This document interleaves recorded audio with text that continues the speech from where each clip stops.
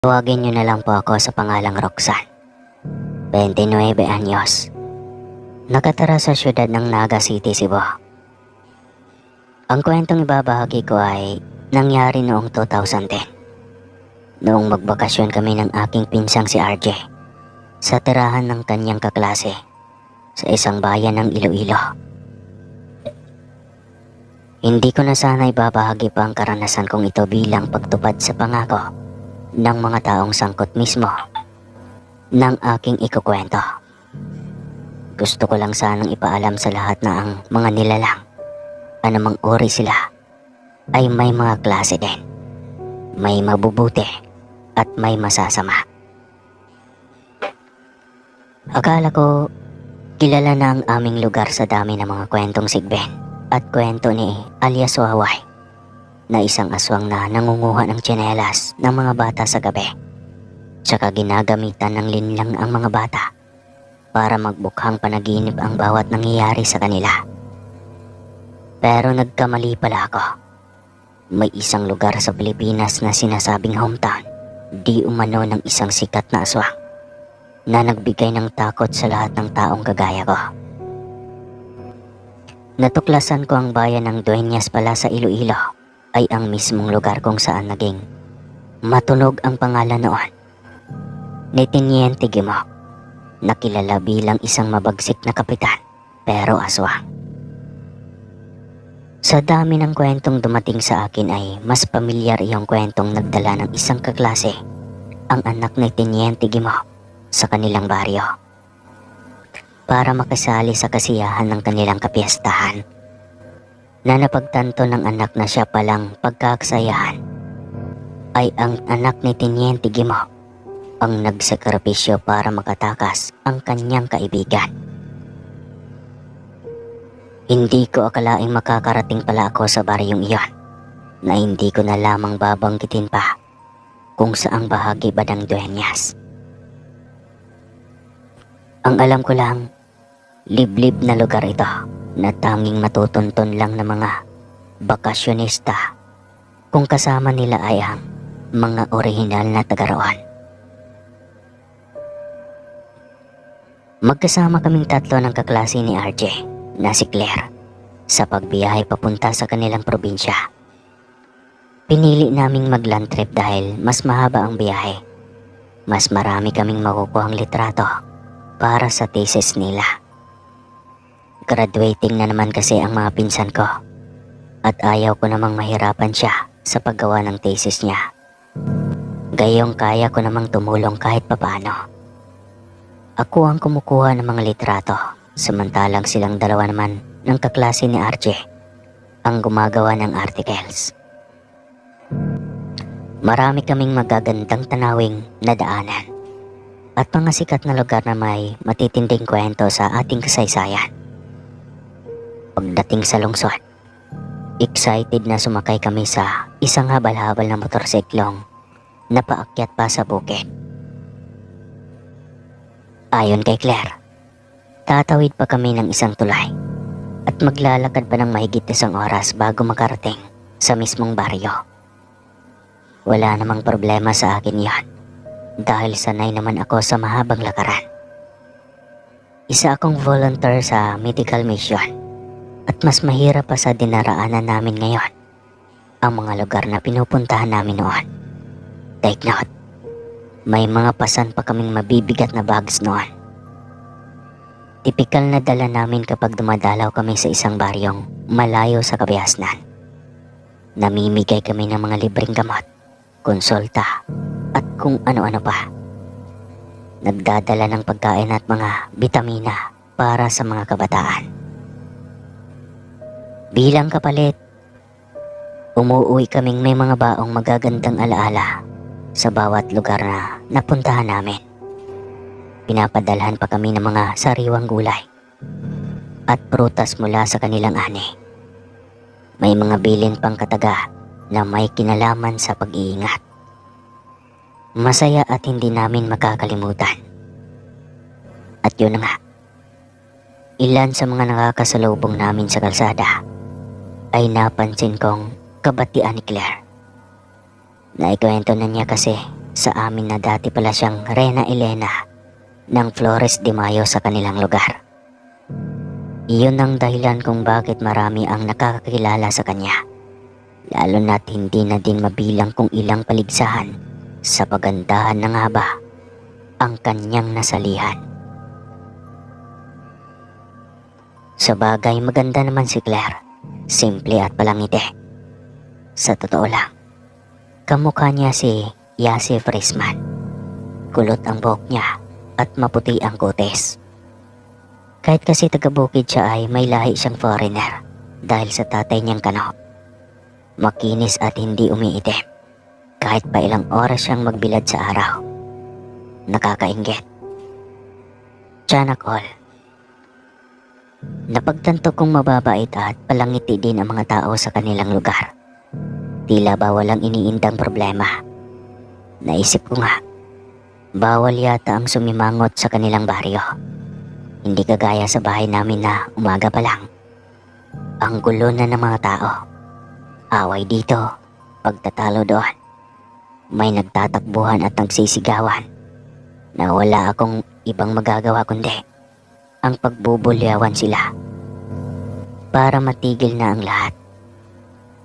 Nakakasakit ng ulo sa totoo lang. Minsan nga, ayaw ko nang umuwi sa amin. Gusto ko na lang sa puso mo. Ay eh.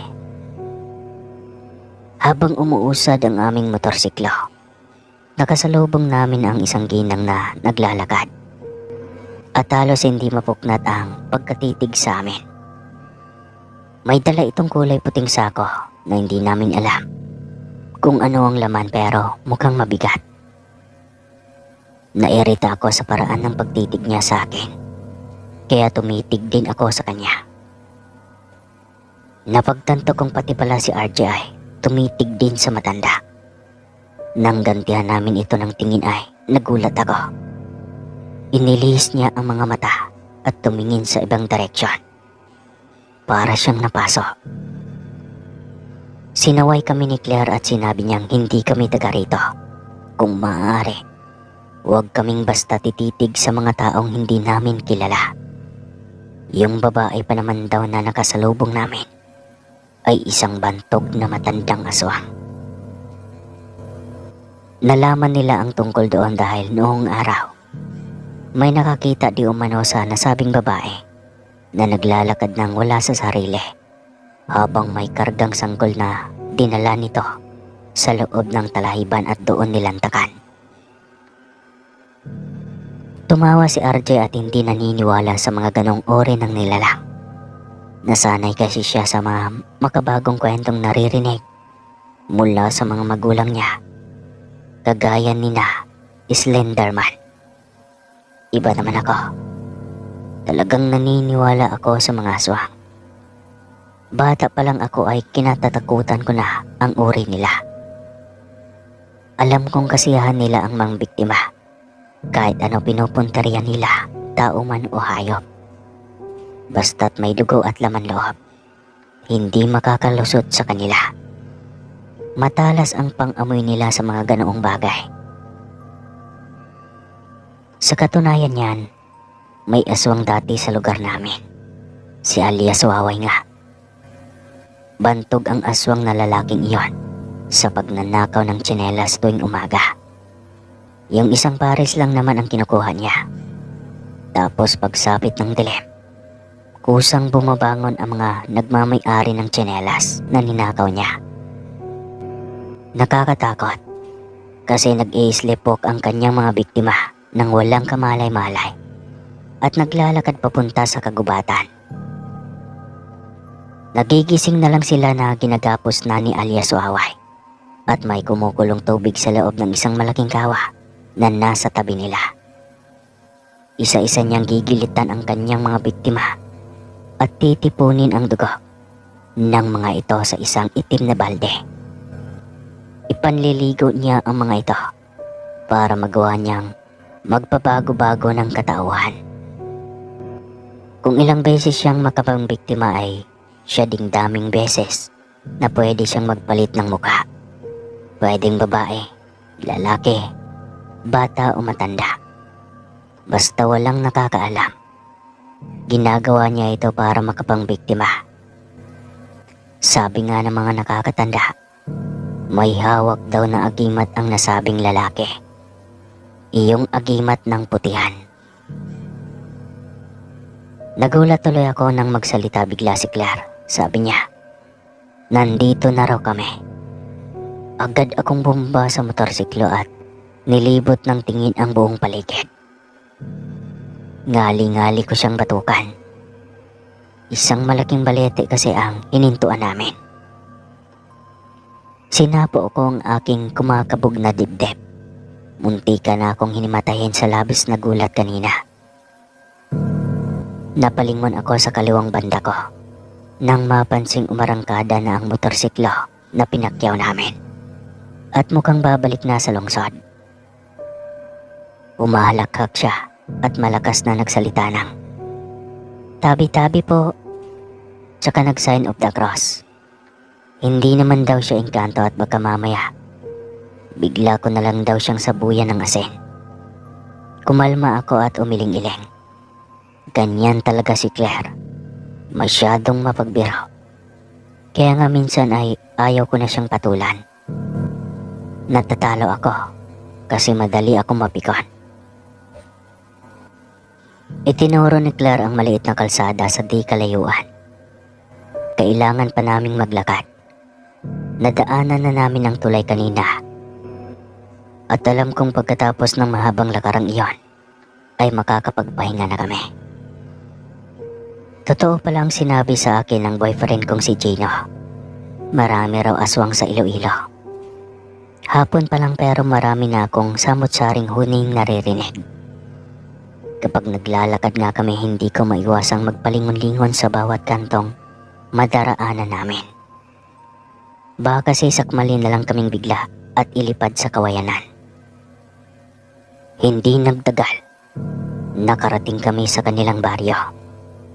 Napagtanto kong hindi pa pala nawawala ang mga werdong estilo ng bawat tao sa kanilang lugar. Hindi kasi maawat ang pagtitig nito sa amin habang naglalakad palapit sa mismong bahay ni Claire. Nakakairita ang pagsunod-sunod nila ng tingin sa amin, na kahit naghahaba na ang mga liig nila sa kakatingin, ay wala pa din silang pakialam. Masundan lang kami ng titig. Gusto ko tuloy paratangang aswang si Claire at sabihin baka kaya kami tinitigan ng mga tao ay dahil nasasabik na silang ihapunan kami mamaya. Ilang saglit lang huminto kami sa harapan ng isang malaking bahay na may kulay brown na gate. Nakakatuwa kasi ang cute ng gate nila na aabot lang yata hanggang bewang namin. Kaya nakikita pa namin ang mga taong nasa pinto ng bahay na nagmamadaling lumapit sa kinaroroonan namin matapos naming pindutin ang doorbell. Maalwan ang kanilang tahanan at mag-aara. Masasabi kong asinsado sila sa buhay dahil may mga katulong sa bahay nila. Kay gagalang pa ng mga ito at masayahin.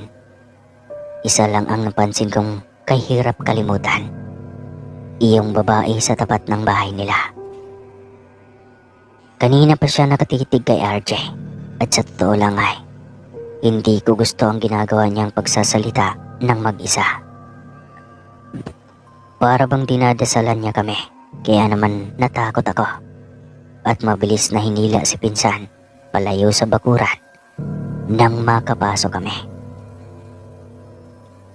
Kinalabit ko si Claire at palihim na tinuro sa kanya ang babaeng nagsasalita. Tinanong ko sa kanya kung kilala ba niya ang babae at parang sadya kami nitong inabangan. Ayon kay Claire, kilala niya ang babae at matagal na raw itong nakatira sa bahay sa tapat nila. Huwag na lang daw namin itong pansinin dahil talagang medyo weirdo talaga yung babae. Ang sabi pa niya, namatayan na daw kasi ng mga magulang ang kapitbahay nila at naiwan sa pangangalaga ng kanyang abusadong tita. Busog daw sa bugbog ang nasabing babae kaya minsan mukha itong nasisiraan ng bait. Matinding trauma daw kasi ang naranasan nito sa kamay ng kanyang tita. Sa katunayan niyan, noong huling uwi daw ni Claire, ay nagkagulo daw ang mga ito sa kanilang tahanan. Mukhang napuno na ang babae sa pananakit ng kanyang tita sa kanya. Kaya niya ito nagawang itulak sa hagdanan. Nahulog ang babae at nabagok ang ulo na agad nitong ikinamatay.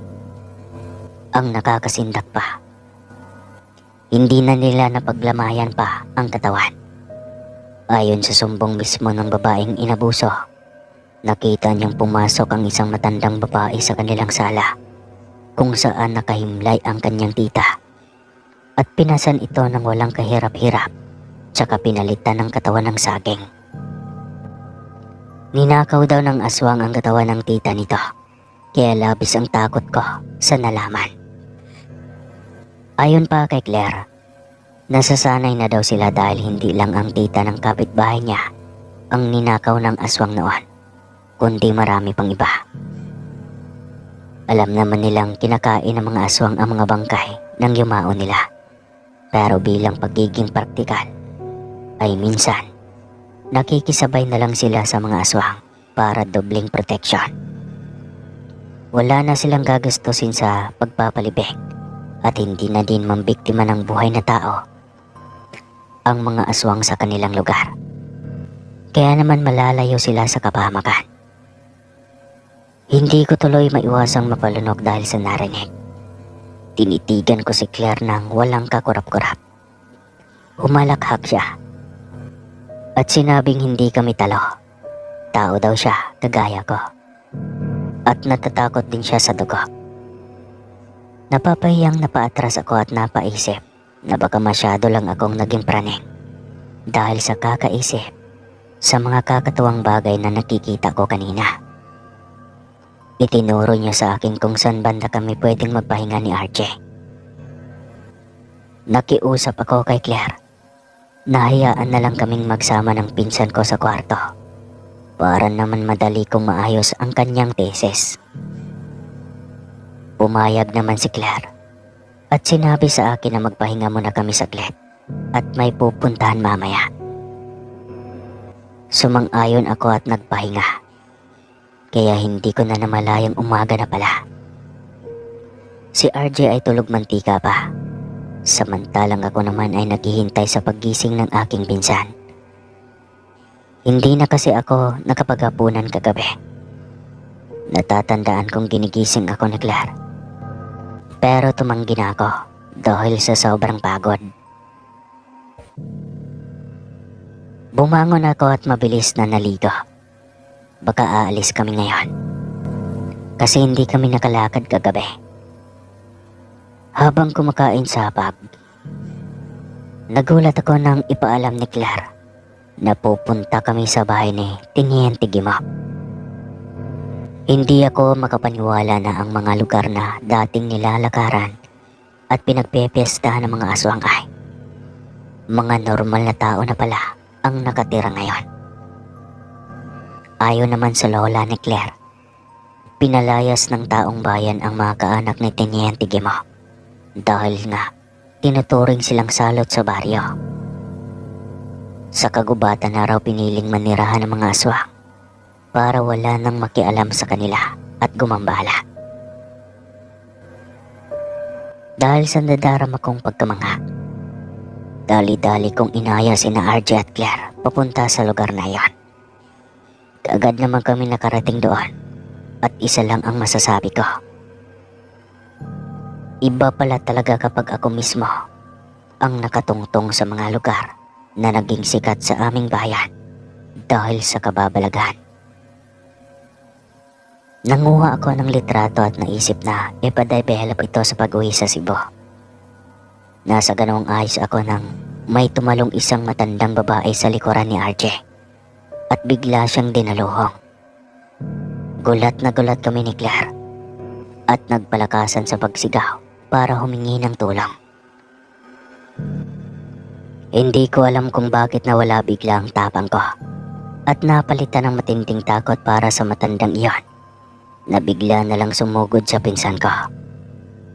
Gayon na lang ang pagkataranta ko nang may sumunod namang lumundak at hinila ang matandang babae mula sa pagkakahawak niya kay RJ at siyang nakipagtagisan ng lakas rito. Sa pagkakataong ito, isang lalaki naman ang aming nakita, kaya nagkaroon ako ng pagkakataong makatakbo papunta sa kinaroroonan ni RJ para tulungan ang aking pinsan. Kumabog ng matindi ang aking dibdib sa pag-aakalang napuruhan ng matandang babae si RJ. Hintakot na hinila kami ni Claire at pabulong na sinabing mga aswang raw ang mga taong sumugod sa amin. Kagaya namin, may mababait at masasama palang mga aswang. Nang tinangka kaming sakta ng aswang ay kaagad na pumagit na ang lalaking huling dumating at sinalaw ang mga kalmot sa takot na baka mapuruhan kami noong babae. Dali-dali kaming napatakbo dahil sa labis na takot. Kakaiba ang aswang sa baryo ni Claire. Nakikita at nagpapakita kahit umaga pa lang. Bakas na din kung sino sa kanila ang masama at hindi. Kinagabihan, para bang sinusundan si RJ. May naririnig kasi kaming huni sa bubong ng bahay na para bang inaabangan kung lalabas ba kami o hindi. Mabuti na lang talaga may tamang pangontra laban sa mga aswang na dala ko sa aking bag kagaya ng langis. Hindi ko ito hinihiwalay dahil sabi noon ni tatay, takot ang mga aswang sa bawat pangontrang inihahanda ng bawat taong gumagamit nito bilang proteksyon. Mabuti na lang at nagkataong hindi ko ito tinanggal sa akin. Maraming salamat po sa pakikinig. Sana po ay nalibang kayo sa aking kwentong karanasan. Hindi man nakakatakot pero nararamdaman ko pa din ang kilabot kapag naiisip na habang nasa dating bahay kami noon ng pamusong aswang, ay hindi ko alam ang klase ng kilabot na kailangan kong maramdaman habang naiisip na ilang buhay pa ba ang kanilang kakarnihin para mabusog ang nagugutom nilang tiyan. Maraming salamat po sa lahat ng nakikinig ngayon. Muli po, ako po si Roxanne ng Naga.